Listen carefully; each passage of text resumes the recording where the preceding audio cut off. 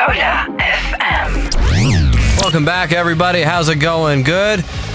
Man, what a week it has been. From October 16th to October 21st, which was yesterday, the capital, which is Riyadh, turned into a runway as the Riyadh Fashion Week 2025 brought together local talent, international names, and a sense of momentum that you could feel in the air. Saudi houses took center stage, blending heritage with internationally recognized names that showed up at the event. And this really just signals that the Kingdom of Saudi Arabia is serious about fashion as a global conversation, not just as a local show. And to tell us all about it, ladies and gentlemen, we have Nora Albesher, who is a fashion editor, and she was at the Riyadh Fashion Week, and she's here to tell us all about it. Nora, how are you? Hello. Hi, Waddah. How are you? I'm good. Alhamdulillah. Thank you so much for having me. Good to have you. Thank you so much for taking the time to do this. Now, Nora, to begin, what was your personal highlight from this year's Riyadh Fashion Week? This is a tough question, honestly, but I think what stood out to me this season, it's not just a single show. It was a collective awakening. You could feel the narrative maturity of Saudi fashion, and they haven't presented really collections. They presented worlds in a way rooted, proud, deeply sensory. There was an emotional cohesion that said, like, it feels like they're saying, this is who we are and this is how we express it. For me, that cultural confidence was the highlight. Beautiful, beautiful. And as someone who's working in or with fashion, what do you believe is the biggest opportunity for Saudi the fashion scene right now in Saudi?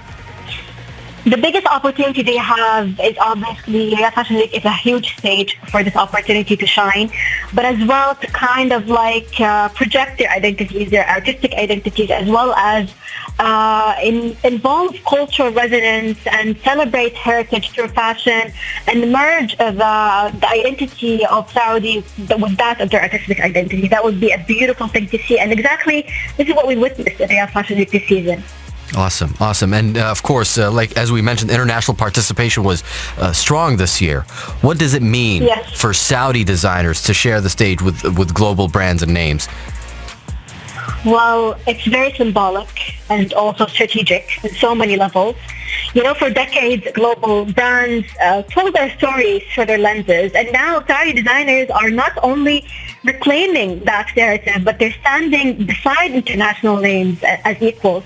It's no longer about validation, it's about conversation and dialogue. The juxtaposition of heritage-driven Saudi design on the global fashion lexicon enriches both sides, actually, the international and the local. Awesome. And finally, Noora, for young designers or students in Saudi Arabia who are listening right now, what advice would you give them about entering the industry, locally or globally? Yes, of course. We don't have all day because I can give them a book on how to manage the industry. But build your foundation before you're following. Don't focus on trends because they fade. Identity indoors, not like trends. Study your craft, understand your culture, and don't rush the process of defining your aesthetic. When we think about it, take your time of building your brand, focusing on it, understanding yourself, understanding your vision, because the world doesn't need like another designer.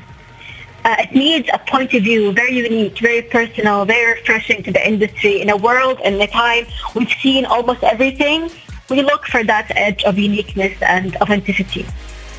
Ladies and gentlemen, Nora Albesher, fashion editor. Thank you so much for sharing your insights, Nora, and thank you for taking the time to do this. And I could tell that you are quite passionate about the industry. Thank you so much, Waddah, for having me. Anything for the Saudi designers, honestly. Take care, Nora. Noora FM. The sound of Arabia.